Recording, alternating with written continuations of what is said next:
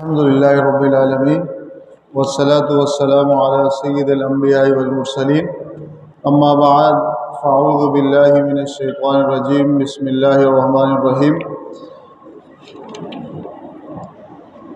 الاخلاء یومئذ بعضهم لبعض عدو الا المتقین صدق اللہ العظیم وصدق رسولہ النبی الامین الکریم استغفر اللہ ربی من کل ذنب واتوب الیہ استغفر اللہ الذی لا الہ الا هو الحی القیوم واتوب الیہ مولاي صلی وسلم دائما ابدا علی حبیبک خیر الخلق کلہم هو الحبیب الذی ترجى شفاعته لكل حول من الاحوال مقتحم اللهم اغفر لي واغفر لي ولا تکلنی الى اختیاری اللهم صل وسلم وبارک علی سیدنا محمد النور الذاتی والسر الساری فی سائر الاسماء والصفات۔ اللہ جل جلالہ کا ہم جتنا شکر ادا کریں وہ کم ہوگا کہ رب کریم نے ہمیں توفیق بخشی ہے کہ رات کے اس حصے میں ہم اس کے گھر میں بیٹھ کر اس کو یاد کرنے کی کوشش کر رہے ہیں۔ پچھلے درس میں ہم نے حضور سیدی شیخ عبدالقادر جیلانی علیہ رحمہ کی کتاب فتوح الغیب کا ایک مقالہ سمجھنے کی کوشش کی تھی۔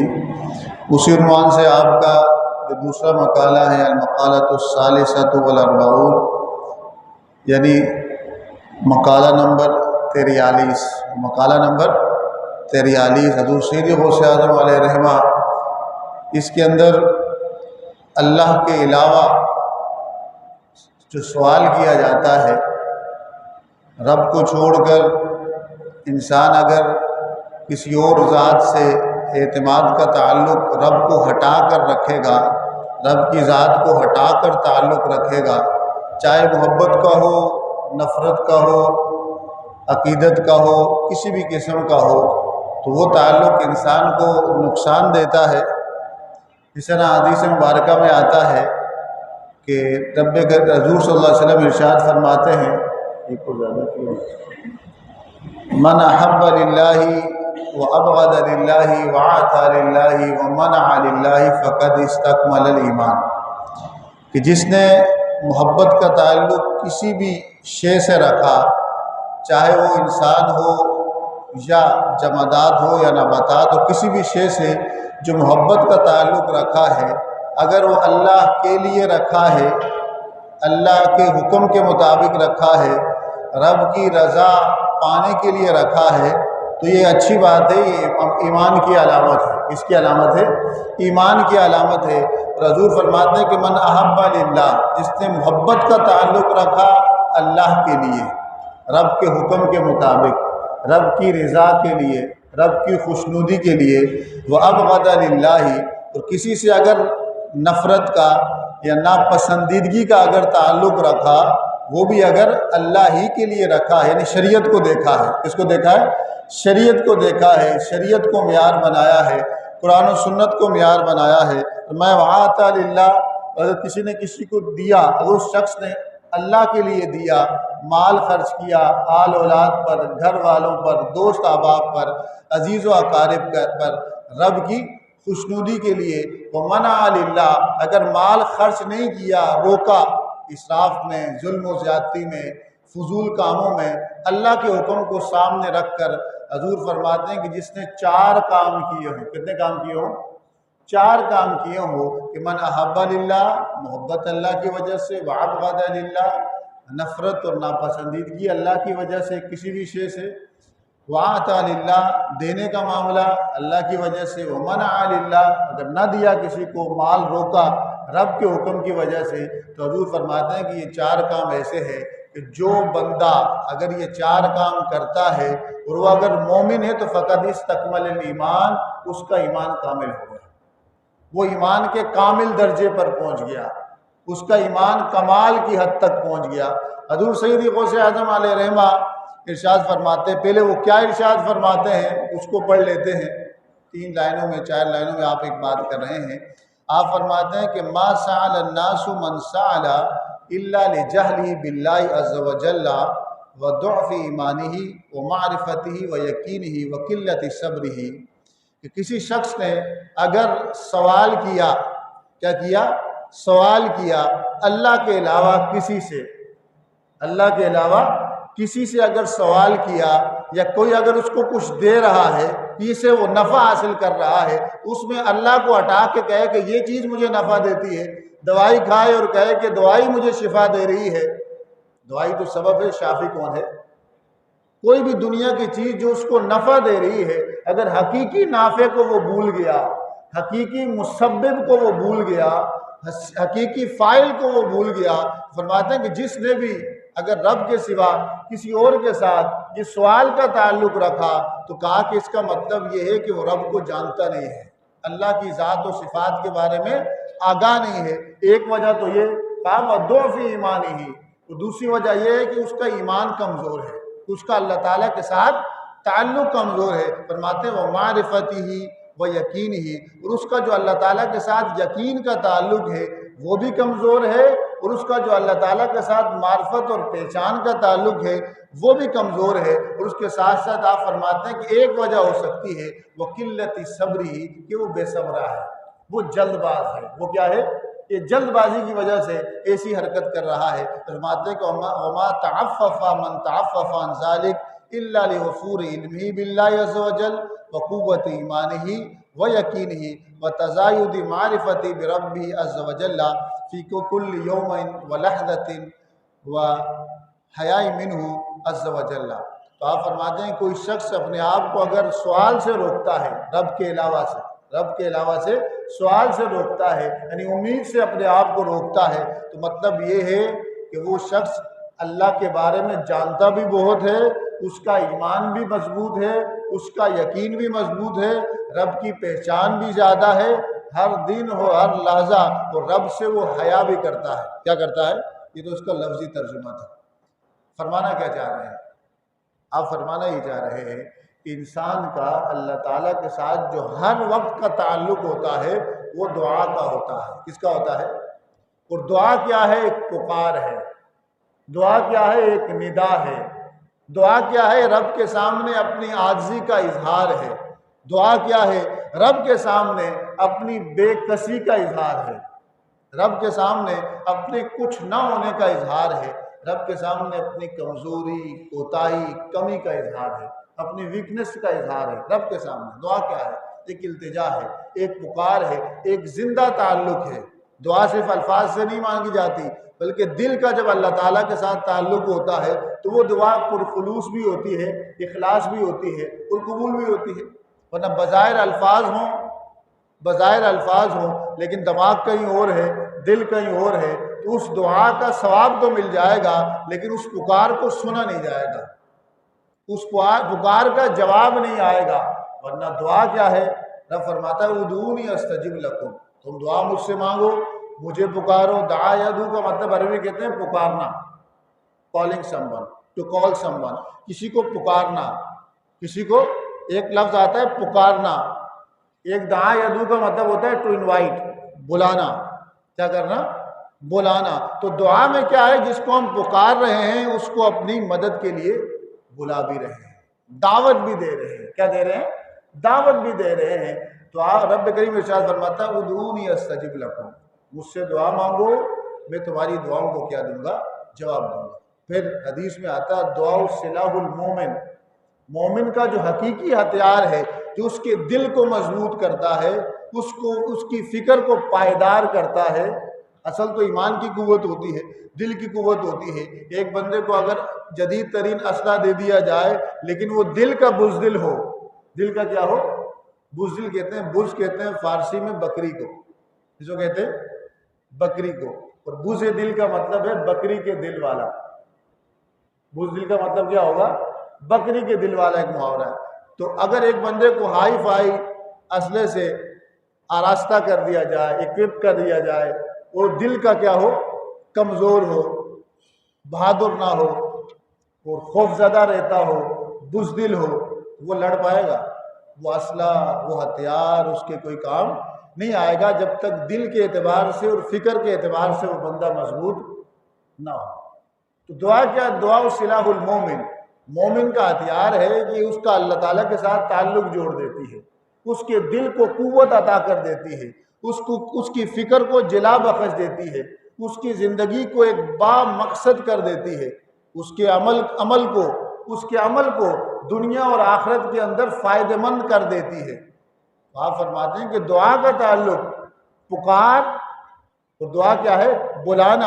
اگر اللہ کو چھوڑ کر کوئی بندہ کسی اور کے ساتھ، مخلوق کے ساتھ یہ تعلق رکھے گا تو اس کا مطلب یہ ہوگا کہ وہ اللہ کو جانتا نہیں ہے، کیونکہ جو بندہ اللہ کو جان لے وہ اس کے سوا کسی اور سے دعا مانگے گا نہیں، اس کے سوا کسی اور کے آگے اپنا سر سجدے کے لیے نہیں جھکائے گا۔ اس لیے بزرگ فرماتے ہیں کہ جس نے رب کو جانا وہ رب سے پیار کیے بغیر نہیں رہ سکتا، جس نے رب کو پہچانا وہ رب سے عشق کیے بغیر نہیں رہ سکتا، جس نے رب کے ساتھ تعلق قائم کر لیا، جس نے رب کے ساتھ تعلق قائم کر لیا تو اس کی زندگی کا ہر لمحہ، اس کی زندگی کا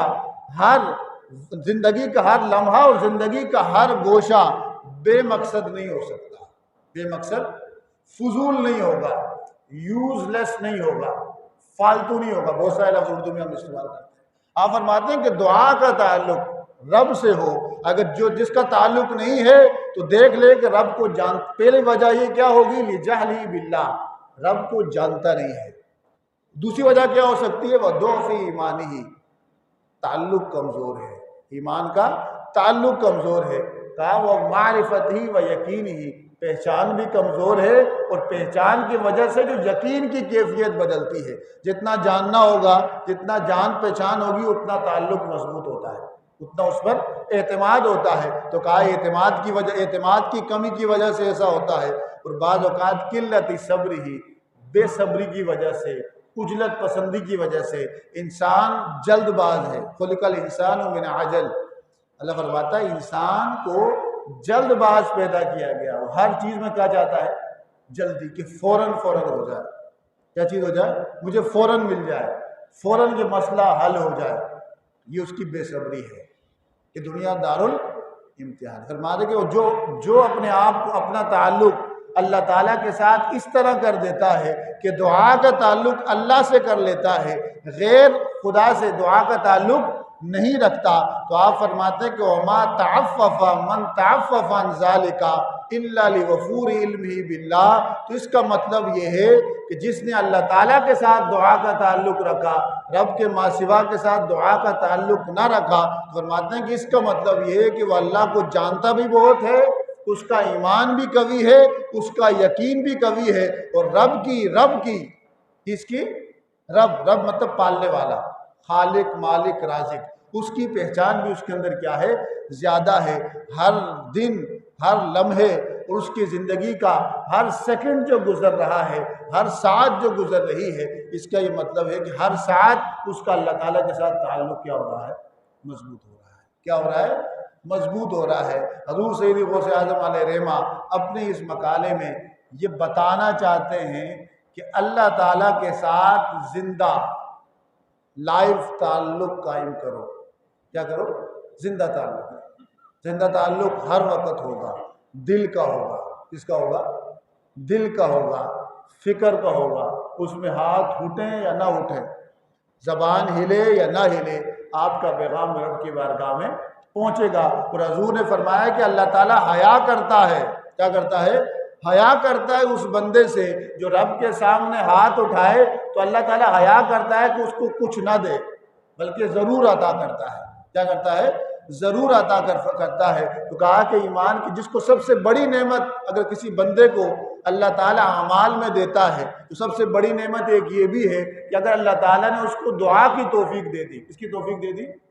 دعا کی توفیق دے دی، دعا کی توفیق دے دی۔ فرماتے ہیں یہ بہت بڑی نعمت ہے، یہ بہت بڑی نعمت ہے کہ جس کو اللہ تعالیٰ دعا کی توفیق عطا فرمائے۔ اس طرح ایک اور مقالے کے اندر حضور سید غوث اعظم علیہ رحمہ المقالۃ الثالثۃ والستون ہے، یہ 63 نمبر آپ کی کتاب کا مقالہ ہے فی نوم المعرفہ۔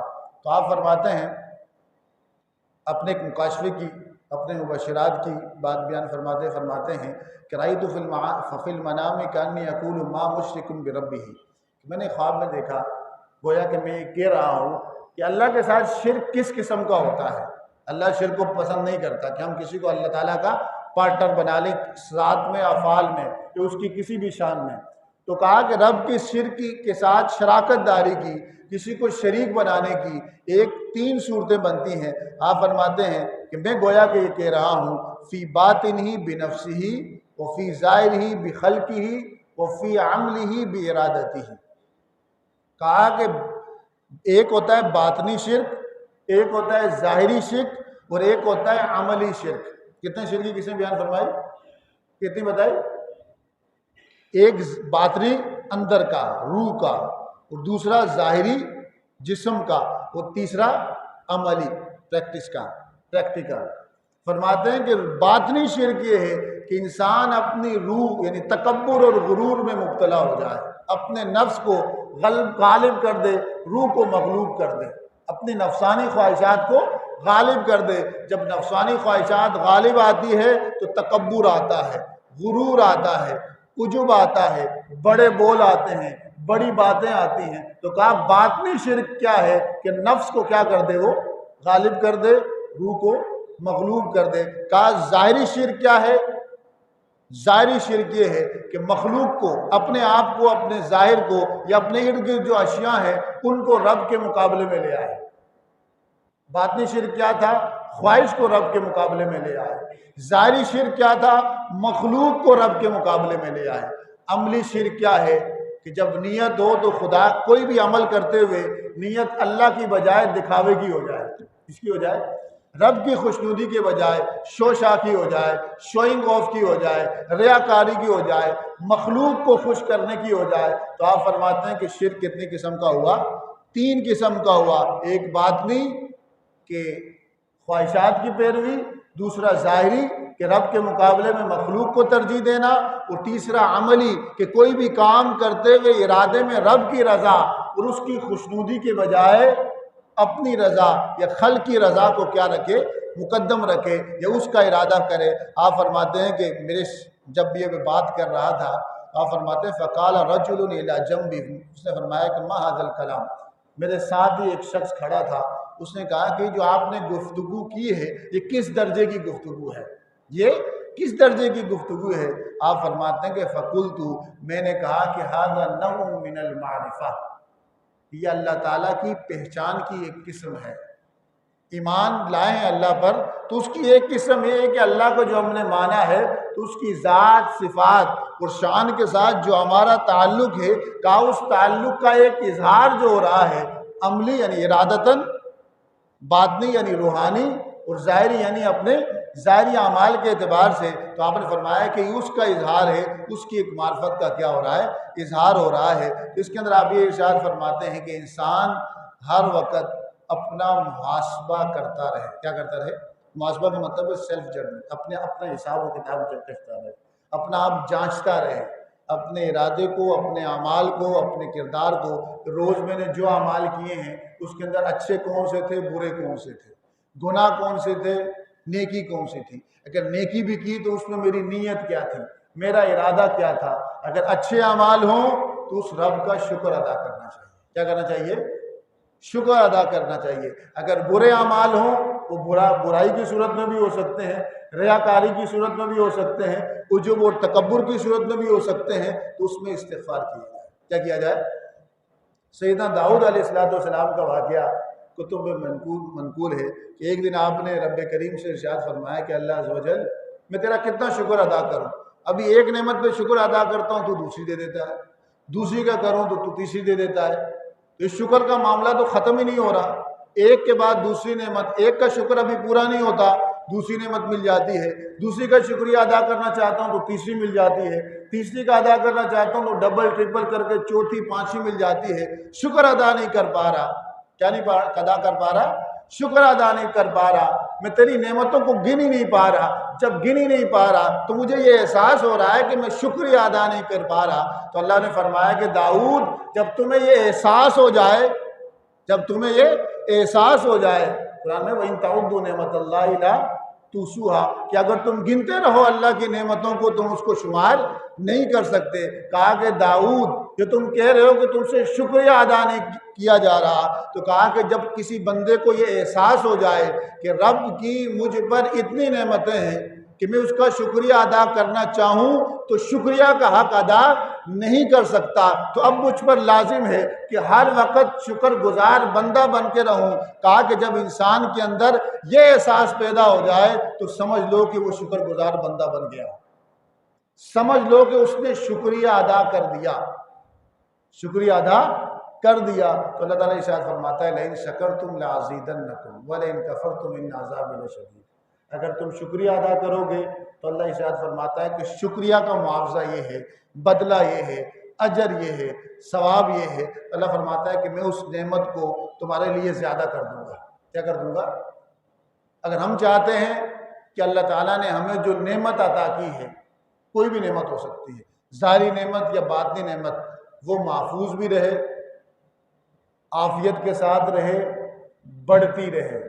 کیا چاہتے ہیں؟ اگر ہم نعمت کوئی اللہ تعالیٰ کی محفوظ رہے، عافیت کے ساتھ رہے اور بڑھتی رہے، تو اس کا ایک ہی نسخہ ہے کہ ہم اس نعمت پہ اللہ تعالیٰ کا شکریہ ادا کریں، احساس شکر پیدا کریں۔ لازیدنکم کا مطلب یہ ہے، کوئی چیز زیادہ کب ہوتی ہے؟ جب موجود ہو۔ اللہ نے کہا کہ جب تم شکر ادا کرو گے تو میں نعمت زیادہ کر دوں گا، مطلب یہ کہ جو نعمت دی ہے وہ چھینے کی بھی نہیں تم سے، واپس لوں گا بھی نہیں۔ جو نعمت دی ہے وہ عافیت کے ساتھ رہے گی، برکت کے ساتھ رہے گی۔ جو نعمت دی ہے وہ پائیدار رہے گی، جو نعمت دی ہے وہ بڑھتی رہے گی۔ یہی مطلب ہے لازیدنکم، جس نعمت پر تم شکریہ ادا کرو گے اللہ فرماتا ہے میں اس کو بڑھاتا رہوں گا۔ بڑھانے کا کیا مطلب ہے؟ کہ وہ نعمت بھی موجود ہے، عافیت کے ساتھ موجود ہے، کثرت کے ساتھ موجود ہے، برکت کے ساتھ موجود ہے اور بڑھ رہی ہے۔ اگر ہم چاہتے ہیں کہ اللہ تعالیٰ نے جو نعمتیں ہمیں عطا کی ہیں کہ وہ محفوظ بھی رہیں، برکت کے ساتھ بھی رہیں، عافیت کے ساتھ بھی رہیں اور بڑھتی رہیں، کیا رہیں؟ بڑھتی رہیں، تو ہم کیا کریں؟ شکر ادا کریں۔ کیا کریں؟ اس کا شکریہ ادا کریں، شکر کے کلمات کہیں، اللہم لک الحمد والشکر کہیں، الحمدللہ کہیں۔ شکر کے الفاظ کیا ہیں؟ اللہم لک الحمد والشکر۔ شکر کے الفاظ کیا؟ الحمدللہ۔ ہر چیز جو اللہ تعالیٰ کی نعمتیں ہم استعمال کرتے ہیں اس پر ہم کیا جملہ کہیں؟ الحمدللہ۔ کیا کہیں؟ الحمدللہ۔ یا پورا شکر ادا کرنا چاہتے ہیں تو اللہم لک الحمد والشکر، اللہم لک الحمد والشکر۔ تو حضور سیدی غوث اعظم علیہ رحمہ کی یہ تعلیمات تھی کہ پہلے مقالے میں جو میں نے آپ کے گوش گزار کیا، آپ فرماتے ہیں کہ رب کے ساتھ دعا کا تعلق ہونا چاہیے۔